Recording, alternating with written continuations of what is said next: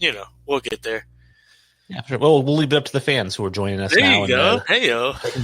We'll talk to you about some breaking news or give you an idea on what we're talking about here after our video intro. Hopefully you guys enjoy that as much as we do. And it's pretty much one of the few graphics you're going to get today. So enjoy it. Jordan. Oh, a spectacular move by Michael Jordan.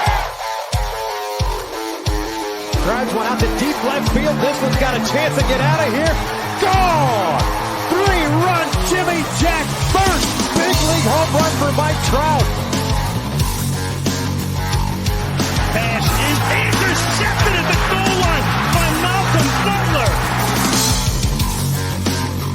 And an 81-point game.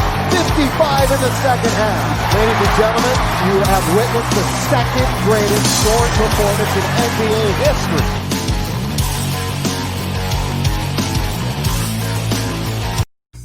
What's up, everybody? You know what? Before we really get into all the stuff, I'm Wayne G. I'm here with Sully. And before we get into all that, I did want to say huge shout out Sully's mom, right? Giving us tons and tons of views last week or last episode. Appreciate it.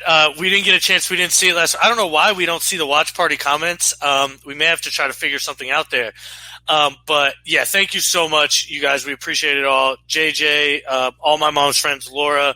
I thank you guys so much. We really appreciate it. We didn't get you a shout out last week, but thank you guys so much. Yeah, certainly appreciate getting those views up there. Obviously, if you're watching us right now, you are watching us on Facebook or YouTube. If it's on Facebook, it's either on the RTF Sports page or it is on our Infinity Sports page. And then we'll share this after I get done the recording. I kind of share it to the Infinity Sports group and then several other podcast groups. But if you miss any part of the show, you can check us out on iTunes, Spotify, and Stitcher, and YouTube will have the video recording. You can go back and rewatch it. And really, there's not a lot of visual cues today, so you might not have to, but Mondays definitely do it because I got a ton of like pictures and graphics and stuff I do on Mondays. As you can see, we are no longer the RTF Sports Network there on the left. We got our new logo. We are the All ACCS Network, and we will be on Tuesdays and Thursdays at 1 p.m. as of now on the All ACCS Network. If you want to, shout out to us on Facebook at Infinity Sports Podcast. You might be there right now. You can also comment on this feed at any point while we're doing our show. We will put your comments up or respond to them, reply to them. Instagram at Infinity Sports Podcast and Twitter at Sports Infinity 5. Or visit infinitysportspodcast.com. That has links to all of our social media, as well as our store where you can buy great Infinity Sports and 12 is greater than 9 merchandise, as well as a Sully collection, which we are expanding on because we are talking about a To Be Fair t-shirt. I'm just trying to think of the best graphic to go with that. And don't forget, folks, the Wayne collection's about to expand here with the Leroy Ellis for MVP shirt. Don't miss out on that one, folks. Leroy Ellis for Hart Trophy, guys. There we go.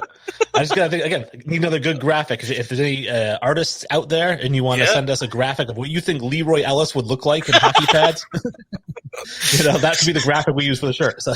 We were discussing it with me and our former host, Jesse, were discussing it on another chat.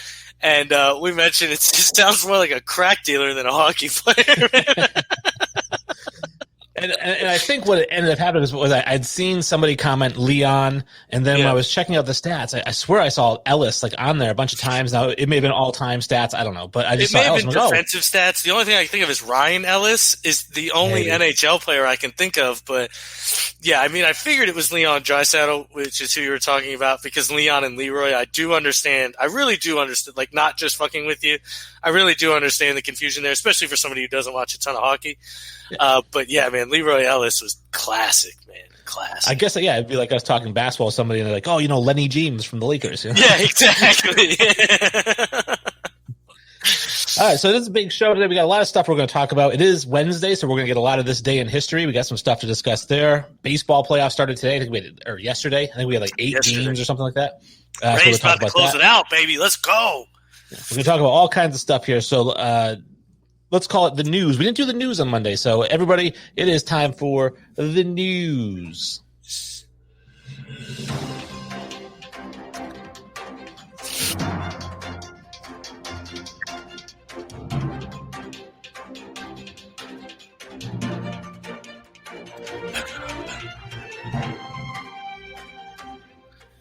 And that is the news theme music that we like to play. I do have to remember to turn up the volume on my mixer here, though, so that we can get Kenny in there. I always get him halfway cut off. All right, so this day in history. I started with the 24th and kind of went through to the 29th. I know today's the 30th, so I didn't get any 30th stuff, but I got a ton of stuff here to talk about. And starting with the 24th, 1927, the Toronto St. Patrick's became the Toronto Maple Leafs. Really? They were the same? I wouldn't ever guess that they were the St. Patrick's. I didn't know Canada had like a big Irish background. I really didn't. I truly didn't. I don't know. Well, I mean, does America really have a huge Irish background? Huge, massive. What are you talking about? We had a huge inflation into New York when the potato famine happened. We had that huge immigration of Irish immigrants come in. I didn't know a ton went to Canada. I was never aware of that. I don't know either. I can only assume that's what would have happened. It's why they are the St. Patrick's, you know. Well, the only thing I can think of, that's why Boston's the Celtics and things like that is because of their strong Irish background. Well, in Canada is just a large French, and European in general is very, Catholic, Christian, and so St. Patrick is a saint, so maybe it's just one of those things. True statement. All right, so that's that. I mean, obviously it doesn't change the fact that they would still suck today. I'll tell you what, they're getting a lot better. They are getting a lot better. So. On the 24th, again, 1934, 2,500 people showed up to Yankee Stadium for Babe Ruth's farewell game. I thought, that's it? 2,500 people? Like, Babe Ruth, like, the big announcement, this is going to be his last game. It's like, no, 2,500 people. I don't really want to go see Babe's last game. 2,500, though, was that a sellout in, 1920, though? Like, let's be real. Yankee Stadium. It holds, thousands of people. Yeah, but did it in... This is what year? 1929, you said? 34. 34. Like, I don't know the size of the stadium in 34, but, I mean, 2,500 seems like a lot of people for 1934. I don't know. I think of, that Kobe Bryant game, his last game. Obviously, sell out, and then... That's 2020. Like, Our population's quintupled since 1930. We got September 24th. We got 1957. The Brooklyn Dodgers play their final game at Ebbets Field, and so at that point they move on to L.A. Kind of a sad story. I think that I obviously grew up with them as the L.A. Dodgers, but people who were older, who lived in that generation, they were devastated that they moved from Brooklyn. Yeah, I don't really know the whole story behind that, but from what I hear, the New York Giants were another team, that moved and went to California to San Francisco, and from what I understand, I don't know if that city's ever recovered, especially Brooklyn more so than New York, the Giants themselves, the baseball team Giants, that is. But yeah, I mean, everything I hear about old baseball fans, especially New Yorkers, is Brooklyn, Brooklyn, Brooklyn. So. We got Kyle Reed says, LFG, go Rays. That's right, baby. Let's go, Kyle. Let's go. We taking that shit. Lightning taking the Stanley Cup. Rays taking the World Series. Bucks taking the Super Bowl. Let's go. That's going to be a new Boston. Quick question. Has that ever happened? It must have. I don't know for sure, but I would think so. I've been talking about it recently with my group around here, and somebody asked me, has that ever happened before?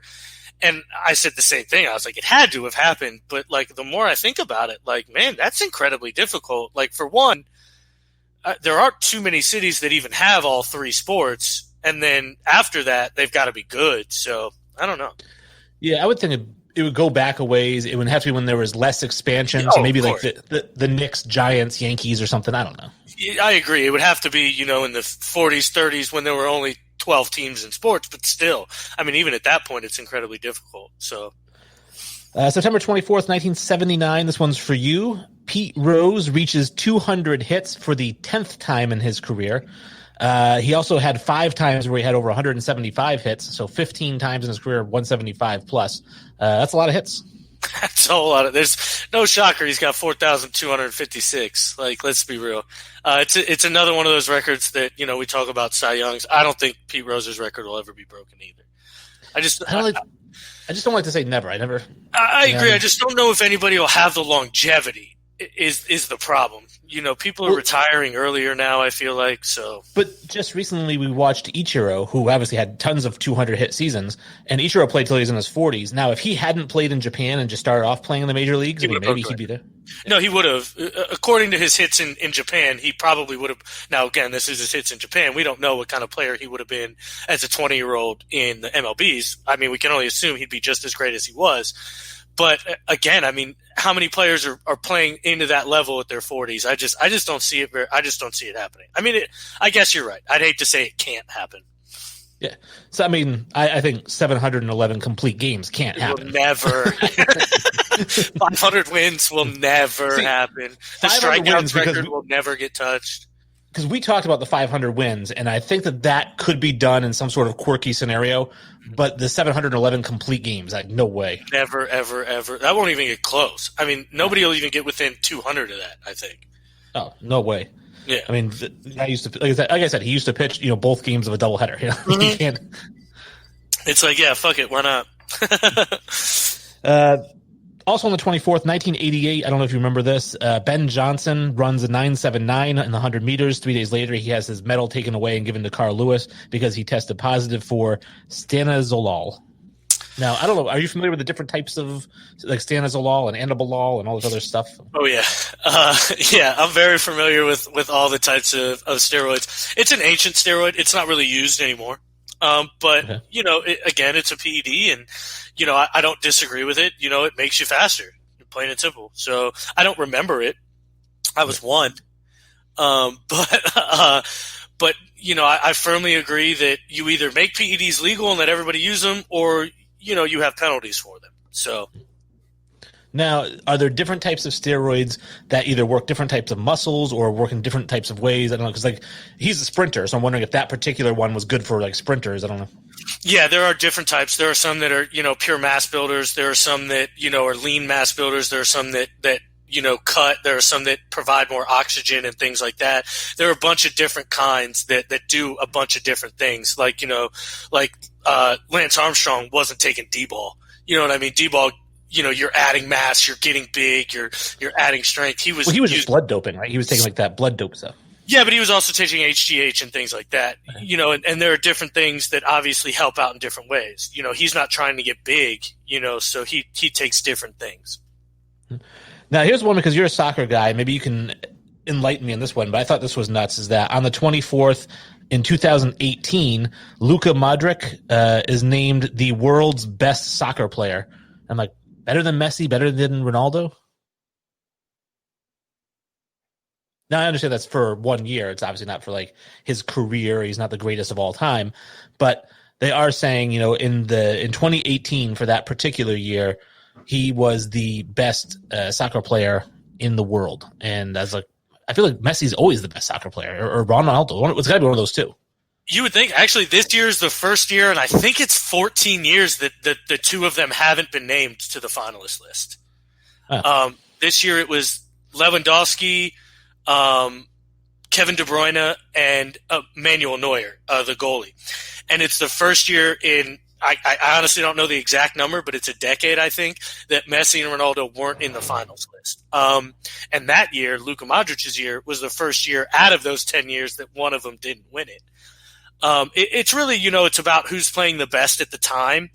And Real Madrid had just won the Champions League, and Luka Modric had an incredible tournament. And so he fully deserved it. I won't take anything away from Luka Modric. He's incredible, and he actually did deserve it in that year.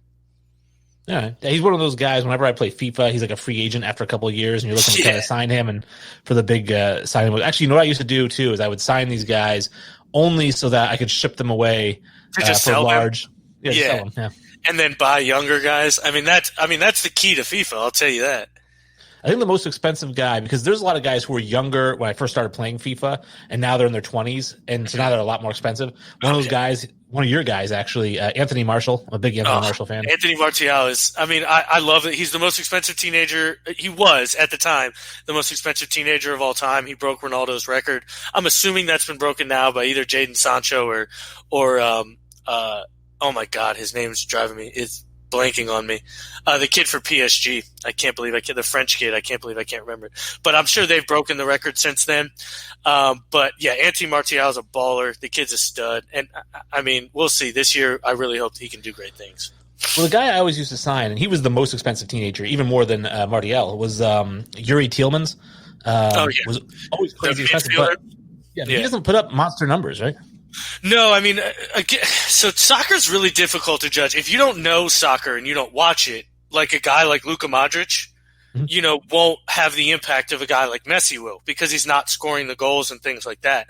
But if he's controlling passes, if he's controlling the center of the field, if he's controlling the ball in general, that's very huge in soccer. That's a lot. Possession is a huge stat in soccer. If you have the ball, the other team can't score, plain and simple.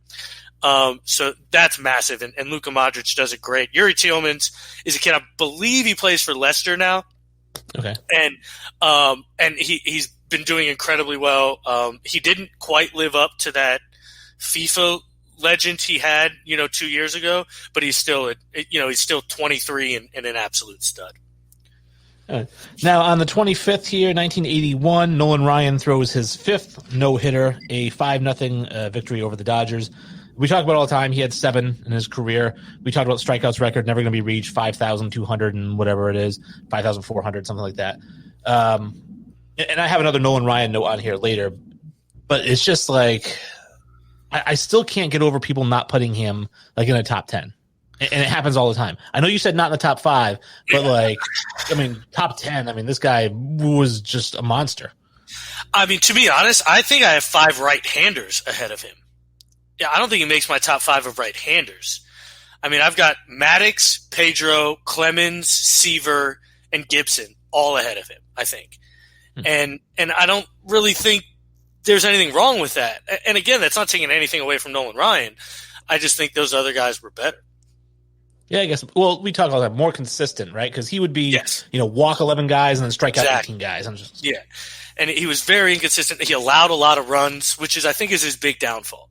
Is he allowed? I think his career ERA is damn near 4. And, it's like 3.64 or something like that. Yeah, and that's rough. It truly is rough. But again, you can't take away from his dominance when he's at his best. He very well is a top 5 pitcher. I'll give him that. When he's at his absolute peak, he's a top 5 pitcher. Well, he's at his peak. He throws 7 no-hitters. Exactly. That's what I'm saying. So it's tough to argue against that. You know what I mean? It really is tough. It's just he was so inconsistent. It was so weird to watch him. Now, this one I thought was kind of cool. On the 26th, 1954, for Yankees baseball game, Yogi Berra plays third base and Mickey Mantle plays shortstop for the game. That's cool as shit. I had no idea. Seriously? Yeah. How'd they do? I don't know. I didn't know damn it. Now I want to figure out if they won, how they played defensively. I got to know more about this game now. Yeah. And I don't know why they did it. I don't know if it was just like a kind of fun thing they did. Yeah. It's the end of the season, really cool. September. I love shit like that. I really do. Those are the kind of oddball facts that I think I kind of love as a sports fan. Well, you see all the time guys come in to pitch that are outfielders or infielders, but I don't know, you never see an outfielder say, I'm going to play short. Yeah. Not play short. Short is one thing that you're not just putting some random guy at shortstop. It's the most important position on a baseball field. You're not just putting some scrub there. So, he had to have had the ability to play it. You know what I mean? Well, I also wonder if it's one of those things where, growing up, in baseball, when you grow up, your best players are your pitchers and your shortstops, all the way through. Yeah. And I always think maybe Mickey Mantle was a shortstop in high school and then just became an outfielder. I don't know anything about Mickey Mantle's playing career. I can guarantee he was a shortstop as a kid. I can guarantee it. You know what I mean? That's just where it was. And then, the center of the field is important in baseball, man. So, your shortstop, your pitcher, and your center fielder are usually, very, very important to your ball club. Now, I read a story, and I don't know how true this is, but I read a story that the reason Mickey Mantle was a switch hitter is because his dad told him, at the Little League age, he said, son, someday managers are going to bring in lefties to face lefties and righties to face righties. So I'm going to teach you to hit from both sides so that you're always going to have the advantage.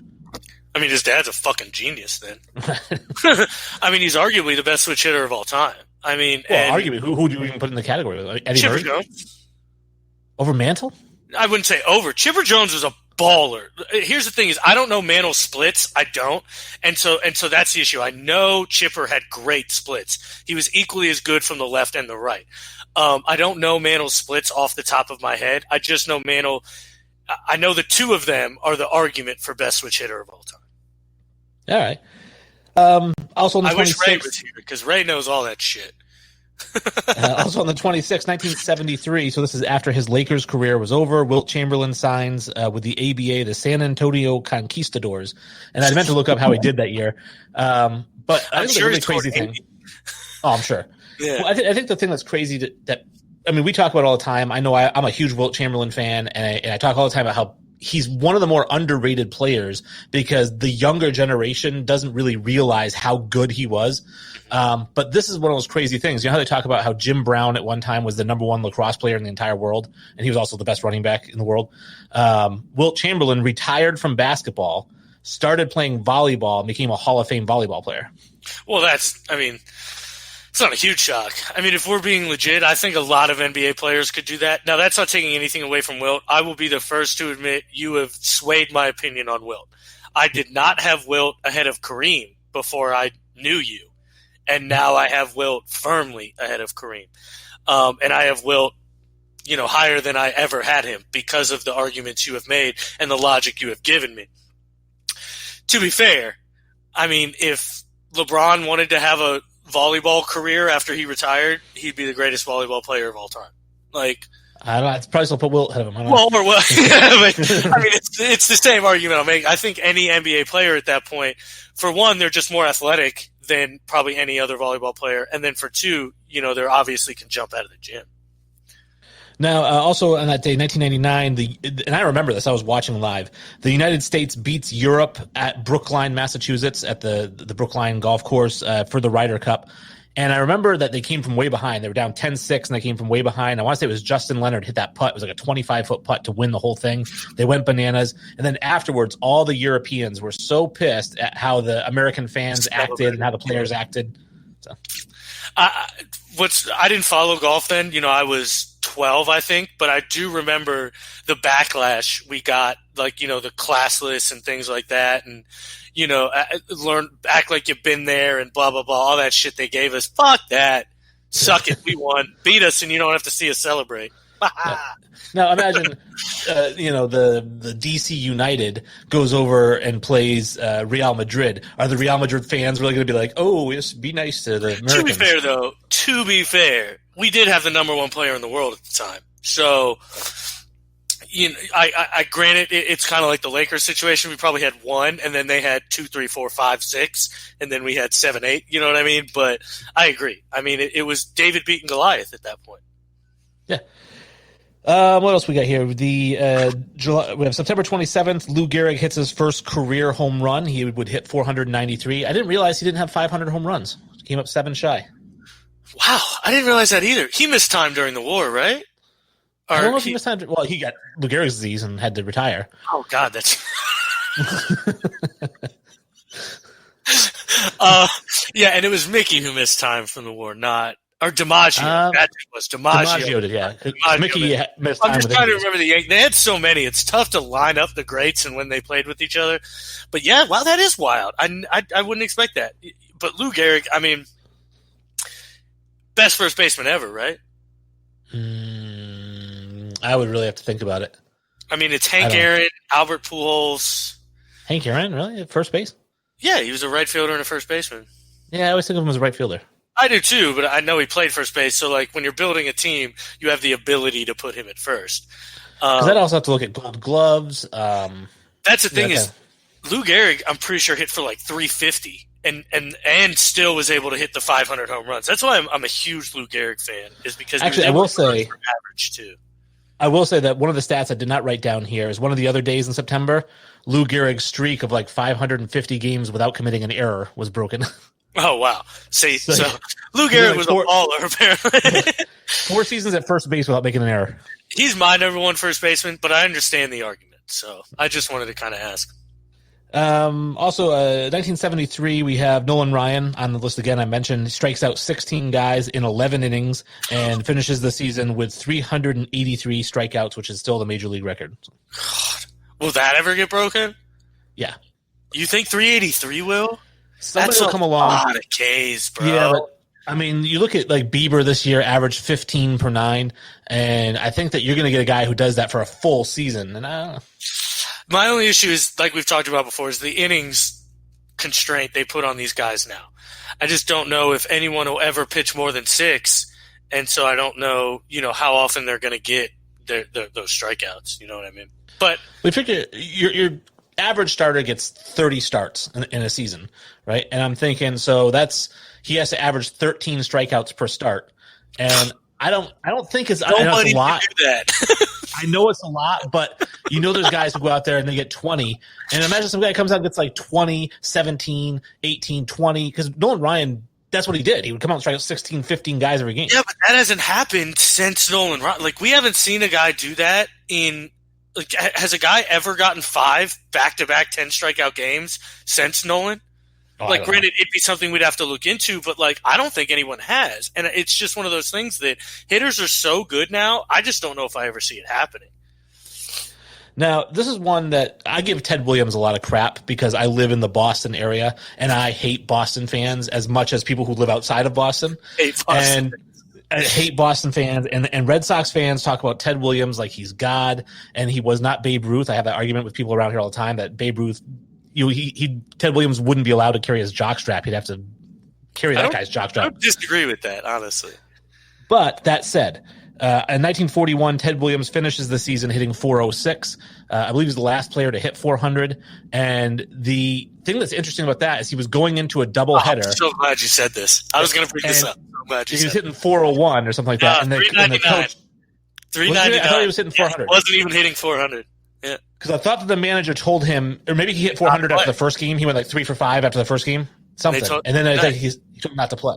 Yeah, and they said sit him. He was hitting 399, and they told him don't play. And he said, no, I'm playing. I'm getting it. And he played and got the 400. Okay. See, the story I heard was he was over 400, and they're like, don't risk striking out and losing the 400. And he ended up with a 406. Like, he ended up going 4 for 5 and 3 for 4 for 5 or 3 for 5 or something like that. Yeah. Which, I mean, Ted Williams, for all the disrespect we'll give him on this show, guy's a baller.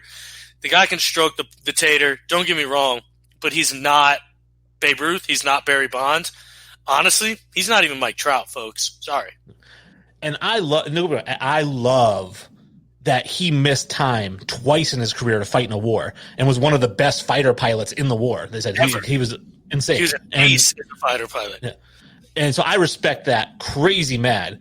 But just talking baseball, Yeah, exactly. And I mean, it's just to link into his fighter pilot career. With the hand-eye coordination he has to hit 400, it's no shock that he was good on the stick shooting people down either. I mean, let's be real. I remember this one too. Was a stud too in the war, wasn't he? I can't remember what his deal was. I thought he won a medal or something. I could have sworn he was like a big deal in the war too. Not to get too off topic, but I could have sworn he was. Yeah, I thought he was a tank guy. Maybe that's it. I know Bob Feller was a big deal too in the war. Good for them. Could you imagine guys now? Do you think, like, I know the whole Iraqi thing broke out and there wasn't a draft and blah, blah, blah. But do you think if let's say feasibly we get into a war with China and whatever, could you ever imagine athletes today joining and being in the war? I couldn't. I never. None of them would do it. None of them. None. Not one. We have this one here. I remember this one as well. I remember watching this. 1996 on the 28th, Roberto Alomar suspended 5 games for spitting in the umpire's face. Yeah. I remember. Granted, I was 9. I remember that like it was yesterday. Yeah. Like, that's probably one of the few things I remember about Robbie Alomar. And this is I'm 16 years old when this happened. No, I'm 17. I'm 17 when this happens. And I still remember that this was one of those instances where everyone was like, dude, suspend him for the rest of the year. He shouldn't be allowed to, like, that's BS. He shouldn't be allowed to play. And I said, well, let's find out his side of the story. Did the umpire say something to him that was completely out of bounds? Maybe he called him a racial slur. I don't know, right? But I said, let's see what happens. And it's so funny that at 17 years old, this is 23 years ago, I was like, hey, let's not react to the video. Let's actually see what comes out from this stuff. Yeah. Did anything come out, or did he just spit on him for being a shit? He just spit on him. I think. Yeah, that's what I thought. I was going to say, he was just a scumbag, right? And I love Roberto Alomar. I love him. So. Me too, actually. I don't know if you saw this. Are you part of the Forever thread or no? No. Well, I'll add you to that. You should be a part of it. It's the Facebook All Sports. We have a conversation that's, it's a chat thread that we're all in that's been going on for, 8 years now. And we talked about who would be the all-time team of both AL and NL. Because DJ LeMahieu was the first person ever to lead the AL in batting average and the NL in batting average. He's the first person ever to do that. And so we were talking about who would be on the all-time double league team, and Robbie Alomar was the second baseman that we brought up. And where did he play in the National League? I'd have to look it up. The Expos, right? Was he with the Expos? I'd have to look it up, but he played with the Blue Jays. He played with the Orioles. Yeah, I'd have to look it up, but he was like the clear choice. To be fair, Joe Morgan had like a mini stint at the Athletics, I believe. So we kind of counted him, but like as of like pure, he played for the Mets. He played for the Padres. Okay. And Arizona. But as of like contribution, we went with Robbie Alomar. Switch hitter, by the way. Yeah, I knew that. Yeah, 370 on base percentage. Because I was a switch hitter in high school, and I played second base, and Robbie Alomar was like my guy. That's incredibly hard to do, by the way. Switch hitting is incredibly difficult to do. For me, it was accidental. So the story, Wayne's story. So, shocker. So my freshman year of high school baseball, I made the varsity team, and I was raking in batting practice. Just raking the ball. And I did all through Little League. Like Little League, I was always like the 3-hitter. I was just like the best. So I get to high school, and I'm just crushing the ball. They put me into the game, and I start off the season like 0 for 15. So like I can't hit the ball to save my life. And they're like, my coach, again, genius idea. He says to me, he goes, "Can you do me a favor?" He goes, "I want you to take batting practice today left-handed." And I was like, okay, I've never hit left-handed in my life. Never even pretend to hit left-handed in my life, right? So I'm like, all right, I guess I'll try it. So I'm not quite raking like I do right-handed because that's my power side, But I'm ripping line drives over the second baseman's head. Just a line drive. And I'm like, interesting. He goes, hit this game left-handed. He goes, I want to see how you do. I'll hit you. I'm hitting like the 8 spot, right? He said, just hit left-handed. And I went 4 for 4. Left-handed, just all, and clean contact, just ripping the ball. So afterwards, he goes, I noticed, he goes, when you were swinging, he goes, your hand-eye coordination's off. He goes, so like you were way ahead. He goes, so by switching you to left-handed, your swing's slower, but it winds up the timing. Well, I'll tell you what right now, your coach is a fucking genius. Like to notice something like that, like legit, that's like your coach should be coaching at a higher level, honestly. Well, he was a major league prospect as a catcher. Okay. He played at University of Southern Maine. They did like newspaper articles about him and stuff like that. His dad was very big into him playing Major League Baseball, and I think his dad died while he was playing like the Cape Cod League. And so the day after his dad died, he went 3 for 4, 3 home runs in the Cape Cod League. Nice. And that's the hardest minor league too. Yeah, after the Cape Cod League, just hung it up. But he was funny because I remember one of our practices, there's this kid, Dean. I don't remember Dean's last name. It was too bad because I totally call him out. But Dean was playing left field, and the coach is live batting practice, hitting it to who he wants to hit it to. Oh, wow. Yeah. So he's like, hey, here it comes, second base. He's hitting right. And then the next pitch, he's like, all right, left field. This one's coming out. Dean, get this one. And he hits it, and it like kind of lands like, I don't know, 10 yards from the kid or whatever, 10 feet, whatever it is.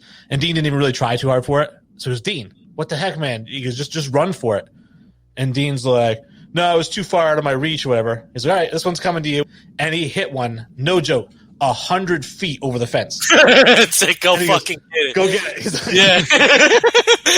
That's exactly something a coach should do. Man, I feel like I love your high school baseball coach. Me and him would get along great. Yeah, I think he's the principal there now. Ryan Enman, really cool guy. Hey, Ryan Edmond, man, big shout out for real. For one, to recognize that. For two, to pull that kind of shit. That's dope. And the last one here that I have is kind of a darker note, but 2018, Cristiano Ronaldo accused of rape in 2009. And looking into this, because I was like, whatever happened with that? And it's still ongoing. But the thing, I guess, they look at the evidence, and I guess even Alex Morgan had come out and said there's too much evidence to ignore here in this case. His DNA was the day after they recovered his DNA. Emails were leaked that he had sent to his lawyer saying she said no and she said stop several times. So it seems like Cristiano Ronaldo did rape this girl. So I'm a big Cristiano Ronaldo fan. And this one is tough to talk about because I don't know a ton about it, unfortunately, because it's overseas. I'm just reading what I can get. And so I've read all the same information you have. And from an outsider looking in, it sure looks like he did it. Yep. It sure looks like he took advantage of this woman and did something wrong. Mm-hmm. And so you just have to wonder why something hasn't happened. And I don't know how European court systems work. I don't know between different countries how it works. I do know this. Multiple soccer players have been convicted and charged with tax evasion, where they've gotten 10-year prison sentences.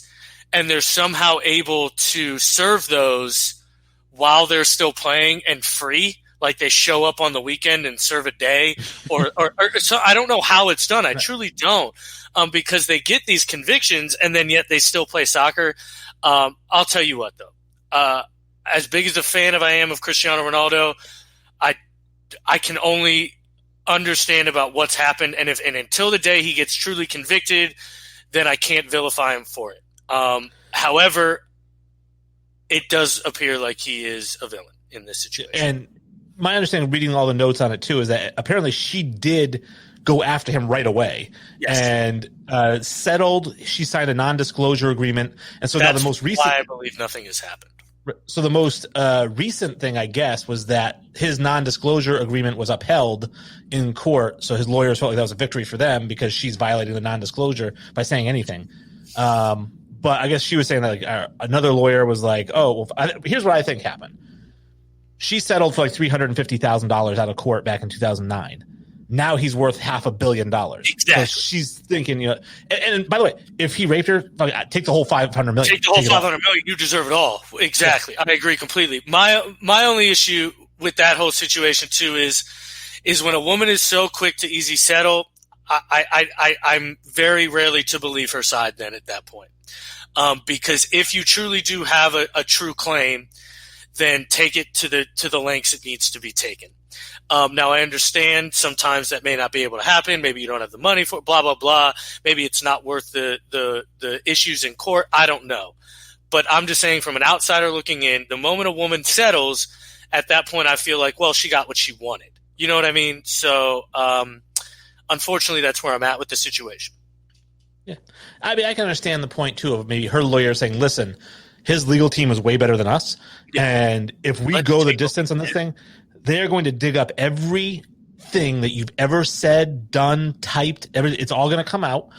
Pictures of you are going to come out. Everything's going to come out. We can avoid all that right now and just get $350,000. Yeah. Which is truly a shame because not to get too deep into it, but when there are accusations like this, they go and vilify the woman and make her seem like a slut or a whore and things like that, when in reality, she's starstruck and being taken advantage of by this superstar for all accounts. You know what I mean? And so it really is a shame. You don't know which side. At the same time, there's the women who accused Jameis Winston at Florida State.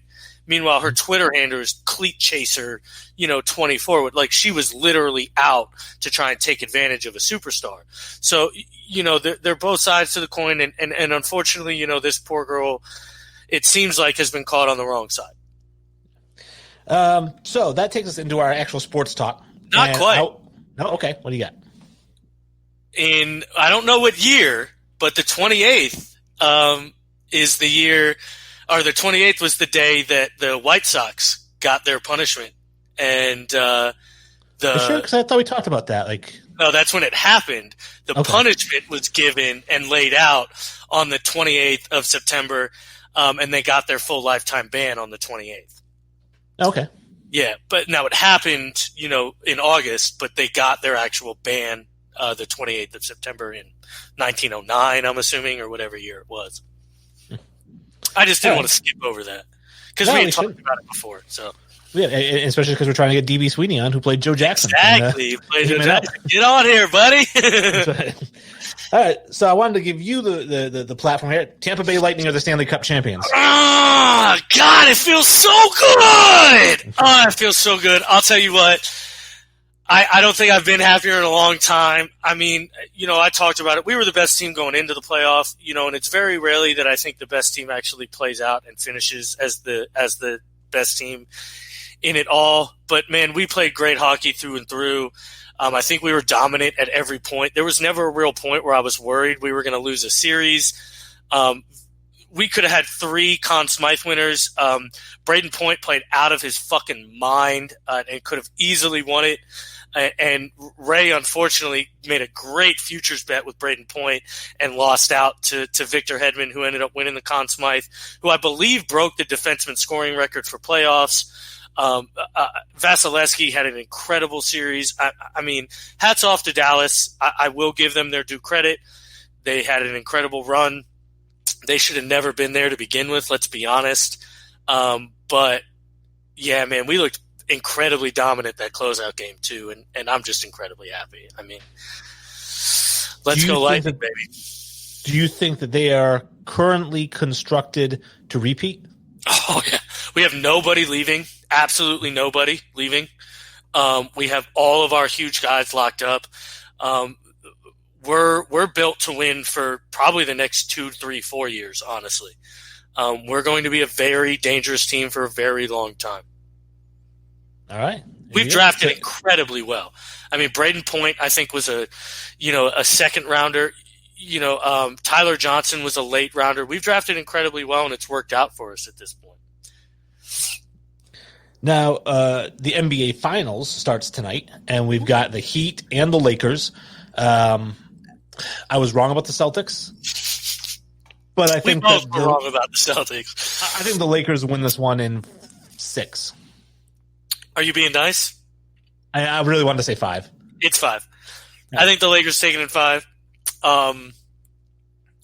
The only reason why I think it's done in 6 is to be gentlemanly. I think that's why a lot of people are saying 6, is to be a gentleman about it. I don't really see any way Miami gives them a struggle. Their zone defense, again, their zone defense may give them a struggle in the first game. They may have an issue tonight. After that, like they've shown in other series, I think they're going to come back and kind of handle them. I really do. Well, so I wouldn't be surprised if they lose the first game like they have the past couple series and then go 4-0. Right? Yeah. Yeah. And I think, what it reminds me of is a movie, I don't know if you've seen it, it's called Maverick with Mel Gibson. With Mel Gibson, he's a gambler called. I don't know if you've seen that, Maverick. Okay. If it's about gambling, I've seen it. Okay. Well, I don't know. Based on Mel Gibson's opinions of things, I wasn't sure how much of a fan you were. Hey, he may be a true hater, but the guy's a great actor, dude. Yeah. So, in the movie Maverick, right, that first table he sits down at, like, why should we let you play? He goes, well, I never cheat. I hardly ever bluff, and for the first hour of the game, I'm just going to lose money on purpose. And then we're like, oh, okay, well then sit down. Right. And then I think he ends up obviously after that hour, he looks at his clock, he's like, all right, time to start winning, and he starts winning all these games. But anyways, I think that's what the Lakers are doing. The Lakers are saying, hey, well, let's see how these guys are going to play. That's why they end up losing that first game. And then once they figure it out, they're like, all right, now we know how to beat these guys. I actually agree with you 100%. Miami runs a special zone defense. They don't run their 1 and 2 up top. They run their 1 and 2 at the bottom, and they run Jimmy Butler and Jay Crowder up at the top. And then they run either Dragic or Robinson and Hero at the bottom with Bam Adebayo to get to the corners, and they let Crowder and Butler play up top. And that's not normal, you know what I mean? So I think it's going to give LA a little bit of fits, but again, I just think Anthony Davis dominates the series. I really. I said Anthony Davis on Dragic. Yeah, sorry. Well, that's what I mean. And not even that in the corner. I think KVP can dominate either one of them. I think Kuzma is going to have a big series, but Danny Green's been known to knock him down, right? Yeah, exactly. So I really do think Miami's in for a long series, but at the same time, I think it's going to be a really good one. And there's obviously all the side things that we talked about before, like with Spoelstra and LeBron and Riley and LeBron and all of that. And based on our previous conversations, I am looking forward to Tyler Herro just sucking in this series, just for all those people who thought that he was going to be the next great player in the NBA. So you made a pretty big statement with Jamal Murray won't score 20. 28. 28. Oh, no, Tyler, 22. 22 is what I'd said, but he scored 28. Tyler Herro won't touch 20 this whole series. Oh, no. Won't even smell it. 16 will probably be the max he gets this whole series. He is not the guy that people think he is. First of all, Jamal Murray's not the guy that people think he is, but he's better than Herro. Mountains better than Tyler Herro. for all the shit we give Jamal Murray, he's insanely better than Tyler Herro. Tyler Herro is a very good role player. I mean, we're not bashing Tyler Herro. The guy's 20. So, but he's just not a superstar yet. And anybody trying to call him one is just living in the moment. Yeah. So here we are. It's we've got 15 minutes to the end of the show. So I was thinking, this is up to you. I'll let it go. Should we skip baseball and just do our football picks? We got to do some baseball, man. We got to do some baseball. So it's been too long. So we'll run through some baseball here. I know you're not a fan, man, but so when I was writing down the scores and whatnot, we know the final scores from yesterday through today. The Astros beat the Twins 4-1.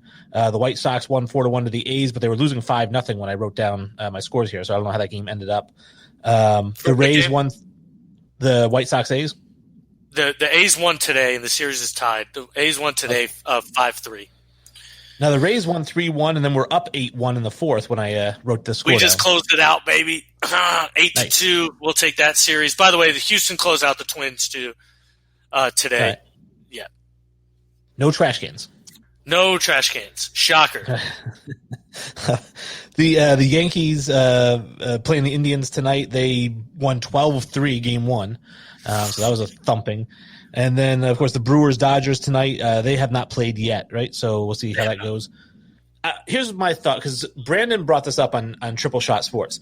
He said, would the best thing for baseball be Tampa Bay, San Diego in the World Series because it's two small market teams? I said no, because if I'm running baseball, I want the Yankees and the Dodgers in the World Series because that's mega ratings. All day you want the Yankees and the Dodgers. All day that's what they're praying for, especially in this shortened season.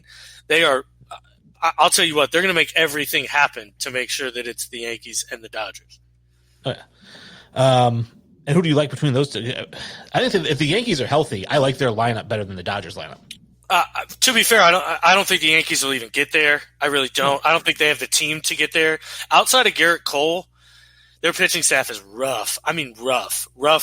And Garrett Cole had to have literally a historic day to win last night. So he had 13 Ks and no walks, which has never been done in the playoffs. Well, he didn't have to have – they scored 12 runs. He didn't have to have that. They didn't have to, but to be fair, I mean, they did, or else for all we know, the Indians could have scored 12 runs too. I'm just saying it. You know, he had a historic day. Beyond that, I don't know what they can do. And kind of like hockey goaltending in hockey, pitching in baseball is, I feel like, the deciding factor in the playoffs. And so I'm just, I'm not being a homer in this circumstance. I'm really not. I really do feel like the Rays have the best chance to come out of the AL. And then I like Brooklyn a lot. I mean, I say Brooklyn. I like the Dodgers a lot to come out of the NL. Yeah, I think the Dodgers, just all season long have just dominated. They just look like they're the team to beat. As much as I'm a homer, I don't think the Rays stand a chance either. Their pitching staff is great and their lineup is great. They're a really complete team. I'm not a big – I think I made it clear in previous episodes. I am not a big Mookie Betts fan, but he's had a pretty good year. I mean, he's raking.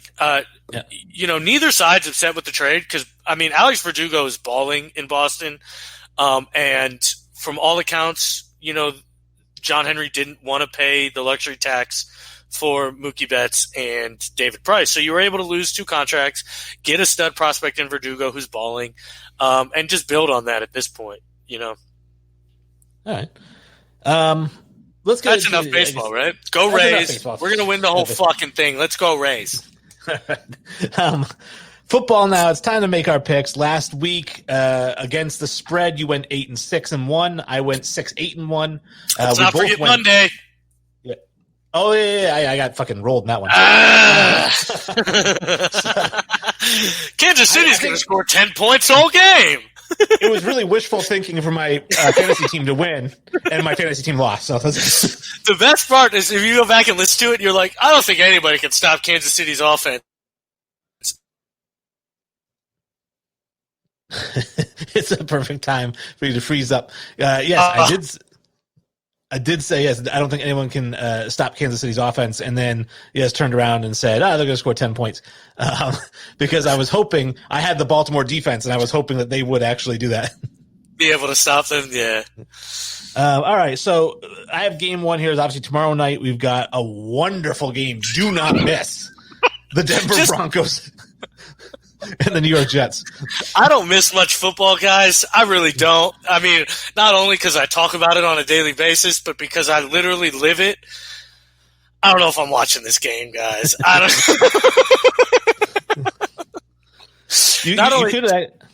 It's Broncos' third stringer. Brett Rippon is starting, man. Yeah. So this one's interesting because the Jets are +1. That's how much Vegas thinks about the Broncos. The Jets, who just got absolutely annihilated by the Colts. They are +1, and then the over-under is 40, which you would think is a lot for how these teams have been playing, but they also give up a lot of points, both of them. So I don't know. I would say over. I think over 40 because both those defenses are awful. I think I wouldn't be surprised if Sam Darnold does come out and start throwing touchdowns. I do like Darnold better than Rippon, so I'm going to take the Jets +1, and I'm going to take the over on the 40. God. I mean, I'll tell you what, again, just avoid this game. If you're actually following us for betting lines and things like that, or following me, don't follow Wayne. If you're following me for betting lines, just avoid this game in all fairness. However, I still think Denver pulls it off. I would take Denver, and honestly, I'd take the under. This game could easily end 14-3. Like, this could be such a bad game. The last 3 weeks of Thursday Night Football have been atrocious. And it doesn't make sense. I don't know why the NFL doesn't marquee these Thursday night games like they do the Monday night games. Well, you know why? This is the last week, I believe, that it's on the NFL Network exclusively, and then it goes to primetime Thursday nights, and that's when you're going to start seeing some of the better matchups. See, I didn't know they were ever coming off of the NFL Network exclusively. So that's, I guess, where I'm lacking at that point. Because, I mean, it just, schedule-wise, it doesn't make sense. The last 3 weeks have been so bad. So bad. Now, we've got Dave Russell says, Denver under for sure, Colts -2.5, and Saints -4. Those are his locks this week. We'll get to those games. I don't know if I have yet. We'll get. Actually, Appreciate you, Dave. I thank you for watching, man. Big shout-out. Love Dave, man, for real. Good peoples right there. So Colts are the Fantasy next game I have here. Sucks, but good people. The Colts, it's the Bears +2.5. The over-under is 43 against the Colts. Now, again, the Colts did just come off a huge win, but it was against the Jets, so I'm not really going to take too much about that. The Bears are 3-0, right? They're the undefeated team. Nick Foles just took the reins, and, I mean, looking at that, 43, I think we can go over. I think both those teams are going to throw a bunch of touchdowns, so I'll take the over on the 43. But as far as Bears +2.5, I kind of want to go with the Bears in this one. I'm going to take the Bears in the 2.5, and I'm going to take the over. I like it. From all last week, we were so synced up. This week, man, Colts and that under, baby. Pound it. Pound it. Both these defenses are legit. Both of them can stop you. Legit stop you. Darius Leonard is a god. I mean, the guy has more tackles in his first 3 seasons than anybody in the history of football. And he's just good. He's plain and simple, just good. I believe in the Colts. I've picked them to go to the Super Bowl. So I'm going to ride that train until they disappoint. So I got the Colts in the under in that game. Now, next game, we've got the Saints and the Lions. The Lions get 4. They're coming off a win. They really made Kyler Murray look bad. I'm looking at this game. I don't think Drew Brees looked very good last week either. So I'd say coming off a game where he hasn't looked great, where the Lions are coming off a win, and we're talking about Matt Patricia being fired and all that jazz, I think I'm going to take the Lions here, but I'm taking the under on the 54. I like it, Wayne. Look at you stepping out. I like it, bro. Michael Thomas should be back this week, so I'm going Saints. I don't think 4 is enough. I think the line will move a lot once Michael Thomas is ruled active. I think it'll go up to around 5.5. So I expect to have a decent game. What's the over-under set at again? 54. That's a lot of points. I'm going to go with the over because I think they both give up a lot. I think it'll be a decent little shootout. I say, 31 – damn, 31-20 isn't even over, though. Fuck. Yeah, but you have to think, too, that that New Orleans defense hasn't looked very good, and Matt Stafford looked good last week. So yeah, that's what I mean. They haven't looked good at all. So I'll take the Saints and the over. I agree with Dave, though. Colts 2.5 and Saints -4.5 honestly seem like great bets. I know you're against them, but from my side, they seem like great bets.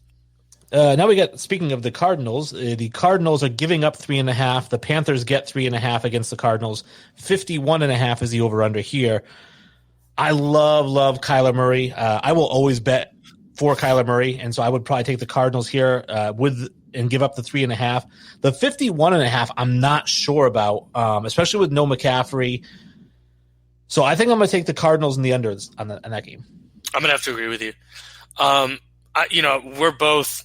I mean, we're probably the conductor and the fucking coal runner of the Kyler Murray hype train. So, I agree with that. I'm a big fan. Their defense is actually playing extremely well. According to last year, where they were the last ranked defense in the league. And so I agree. No Christian McCaffrey. I think the Cardinals win a 24-10 game. All right.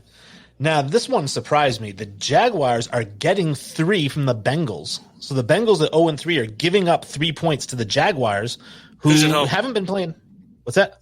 Who's at home? That I don't know. I just wrote the names and the points. Well, that's a pretty big deal, Wayne. Well, there's no fans. It doesn't matter. There are some fans. Like certain places allow a certain amount of fans. But I agree, it doesn't. But it matters spread-wise, and it matters travel-wise, I think. Well, Jacksonville and Cincinnati, they're both on the East Coast. Not quite. Cincinnati's Central Time, isn't it? I get your point, though. You are right. I do. I'm not going to argue that point. An hour is nothing. An hour is not travel time. So I agree. Actually, what's your pick? I'm going to take the Jaguars +3, and I'm going to take the over. I think it's going to be a high-scoring game. It's got to be at Cincinnati then at that point. Honestly, I think I'm going to take the Jags too. Honestly, I do this once a week, guys, and so my past 2 weeks I've been right. I think you might want to take the Jags on the money line at this point. I think people are just kind of underestimating the Jags since their bad game against Miami, but before that they played 2 great games. Gardner Minshew looked like a stud. I don't love the Bengals defense. So yeah, I agree. I think I'll take the Jags money line and the over. It's 49. I wouldn't be surprised to see Carson Palmer throw 4 touchdowns in this game. Carson Palmer. Carson Palmer. Jesus Christ. That was the best thing I've heard in a long time. Joe Burrow. Carson fucking Palmer. His brother's played since he has, hasn't he? Yeah. The Bengals quarterback. All right, so now we got the Browns who are coming off a win against the Cowboys. The Browns are getting 4.5. The over-under on this one's 56. Now, both these teams score a lot of points. The Cowboys also give up a lot of points, so I'm not surprised that that's high. The +4.5 to the Browns. If it were week 1, I'd be like, I'll take the Cowboys all day long. I'd say take the Cowboys money line. But this deep into the season and seeing what they both look like, I might take the Browns in the 4.5, but I will take over 56. I'm going to go Cowboys. Outside of the 2 interceptions and the fumble by Dak, which I know is a lot. I understand it's a lot, but you eliminate one of those turnovers and you win the game. And then we're talking a lot differently about the Cowboys. So I don't think they're in the same class. I think this spread should have been around 6, not 4.5. So I'm going to go Cowboys and the over as well. And then we have the Vikings and the Texans. Another crap. This should have been a Thursday night game. Whoever the Vikings are playing, bet against the Vikings. The Vikings are getting 4.5 against the Texans, and the over-under is 54.5. Again, both these teams are scoring, though. I mean, it's not like these guys are getting shut out. So as bad as Cousins looks, I mean, they still had Dalvin Cook had 180 yards, last week or whatever it was.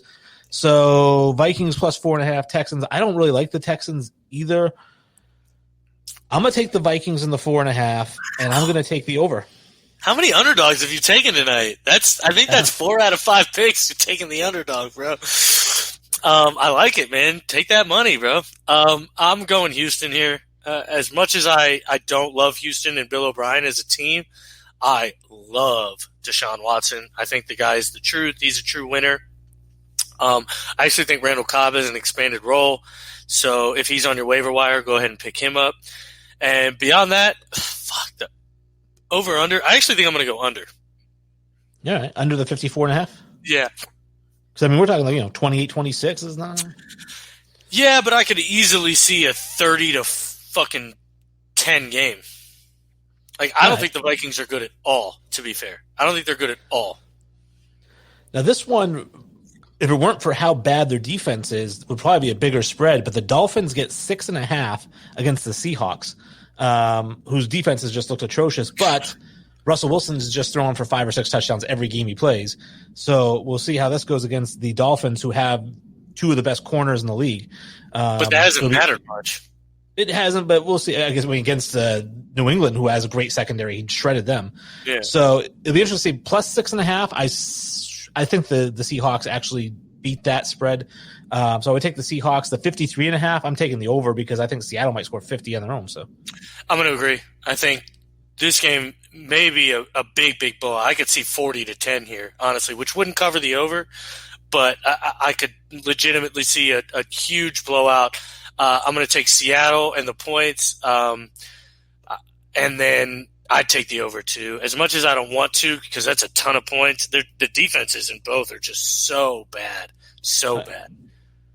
The Chargers are getting 7 against the Bucks, and I know the Bucks they've been looking better. The over/under of this one's only 43, so they don't expect either team to score a lot of points.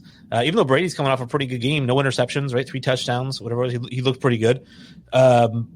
I'm thinking, look at this, the Chargers plus 7. I'm going to take the Chargers plus 7. I wouldn't take them straight up, but because they're getting the 7 points, I think it's going to be close. I'm going to take the Chargers plus 7, and I'm going to take the under 43. So remember how I told you Vegas makes lines that seem ridiculous, but Vegas knows what they're doing. You know what I mean? But they just seem like they shouldn't make sense. This is one of those lines which scares me because I feel like the Bucs should, 1, be bigger favorites, and for 2, the over should be a lot higher.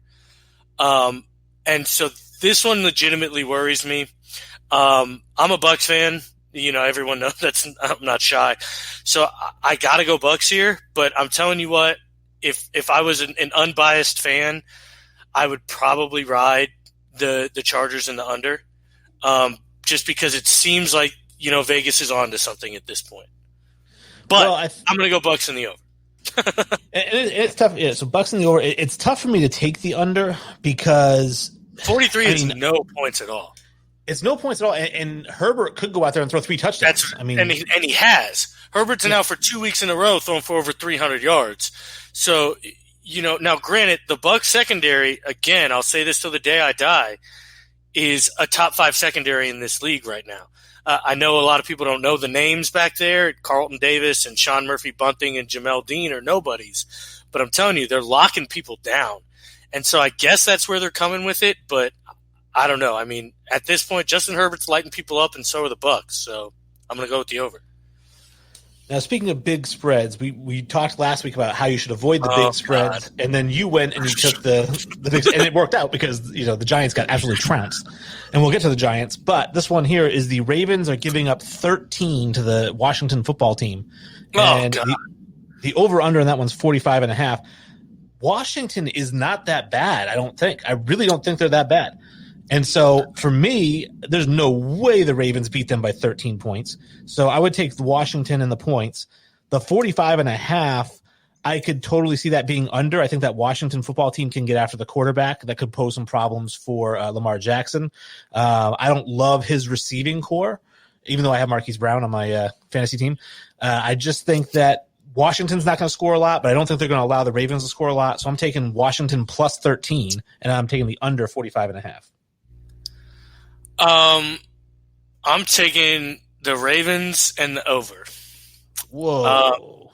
Chase Young, I don't think is going to play. And that's huge. Again, I think Chase Young is their I don't know what you call it, but their spark point on defense. He's the thing that makes their defense go. If he's getting pressures, other people will get pressures and sacks because they have to worry about Chase Young. I don't think he's going to play. They lost to 14 to the Browns.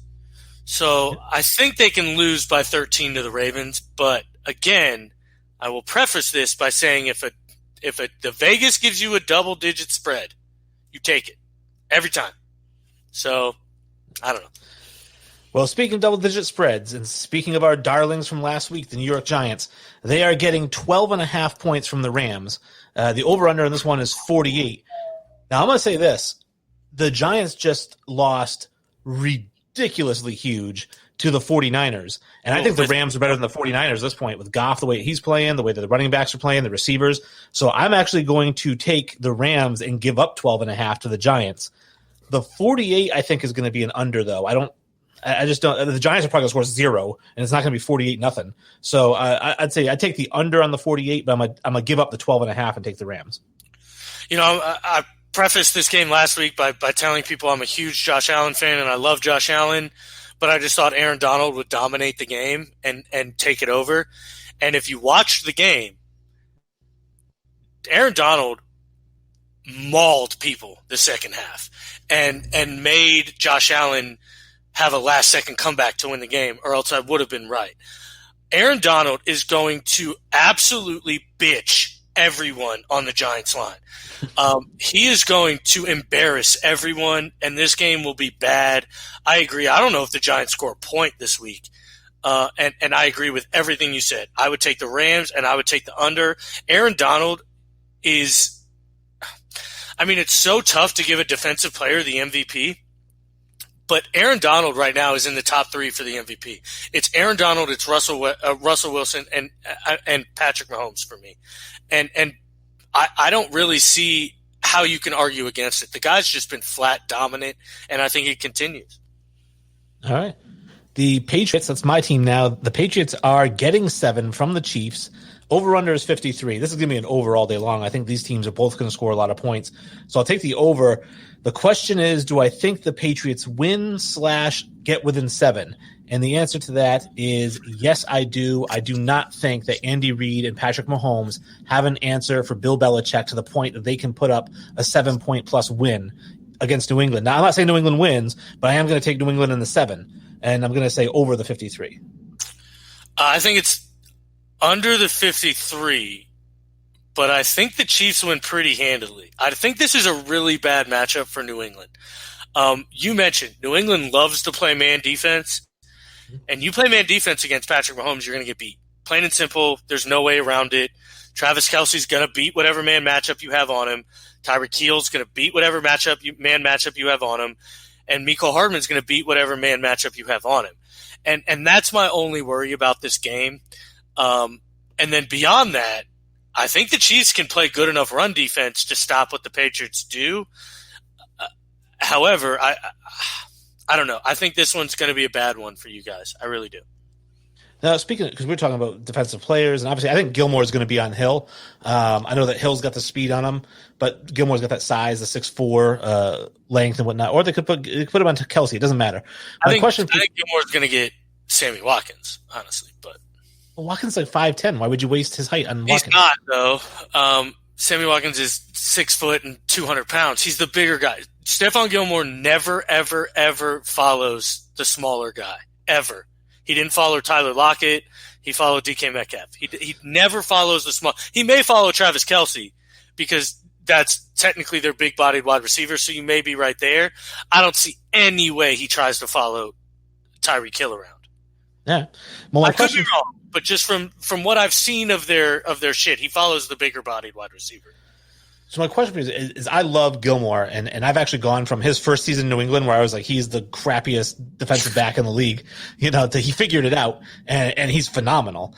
But my question for you is I saw the statistic the other day, and I couldn't believe it, and maybe you saw it as well. It was the Darrelle Revis stat, and it was like wide receivers that he held under 30 yards for a game, and it was like Randy Moss twice, T.O. twice, Ocho Cinco, all under 30 yards going up against him.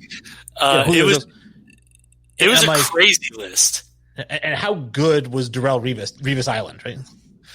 At his peak, Revis Island is arguably the best shutdown corner of all time. I mean, over Deion? You've got an argument. Let's put it this way. There is an argument. I think if you're one of those people who claim there's not an argument, you haven't watched Darrelle Revis play. I mean, those guys it wasn't Randy Moss when he wasn't at his prime.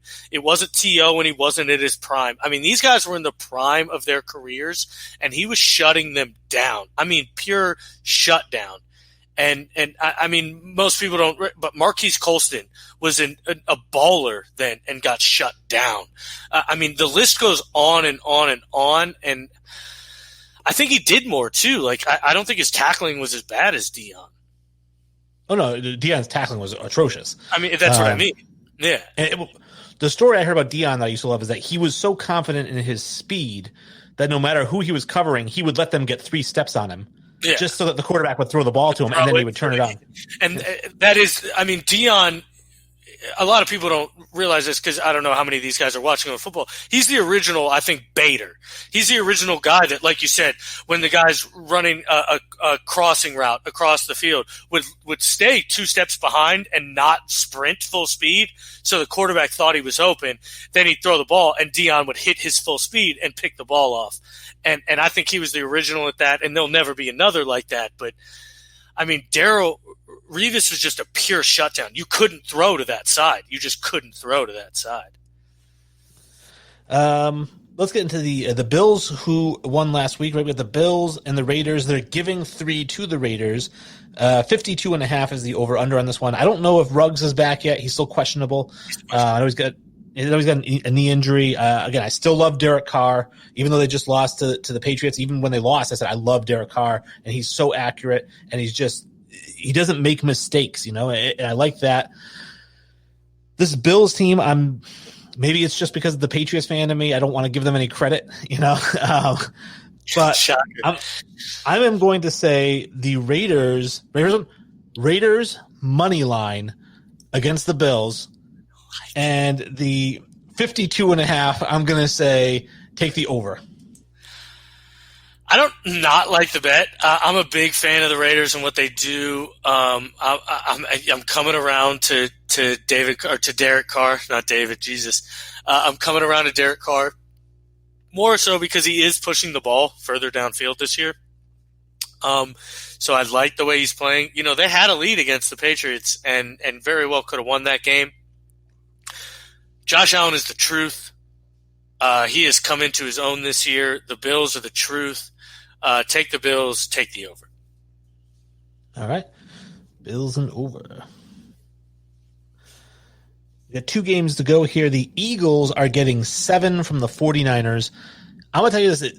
We talked about it last week. The 49ers look like trash. And I understand they played the Giants last week, so let's not get a little too crazy. But the 49ers are in trouble. And the Eagles, on the other hand, I think have been playing bad, but I don't think that the Eagles are in trouble. I think the Eagles are better than they're playing. The 49ers are worse than they're playing. And so in this case, I'm going to say take the Eagles in the 7, and I would take the under 45.5. I think this is going to be a run-the-ball defensive type game. Unfortunately, I actually agree with you here. I actually may even take the Eagles in the money line on this one, and which would be a huge return. I don't know their exact money line bet, but they got to be around plus 200, I would think. It'd be a huge return at this point. Like Wayne said, I don't think the 49ers are as good as they are.